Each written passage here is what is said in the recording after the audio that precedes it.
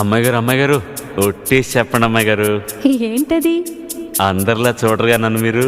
అంటే ఏదో నాకు తోచింది మంచు చెడ్డో చేసేస్తూ ఉంటా కదా. అయితే అయినా నా మీద ఎప్పుడైనా కోపం వస్తుందా మీకు? రాదులే. అంటే అంటే నేనంటే నువ్వంటే మీకెంతో నాకెంతో ఇష్టం అన్నమాట. ఇవ్వాలైనా మీరు ఏది అది అమ్మాయి గారు. చెప్పాలి ఏం కావాలో మీరు ఏదో అది అబ్బాయి గారు. నన్నే మెచ్చారు, నేనే నచ్చానన్నారు.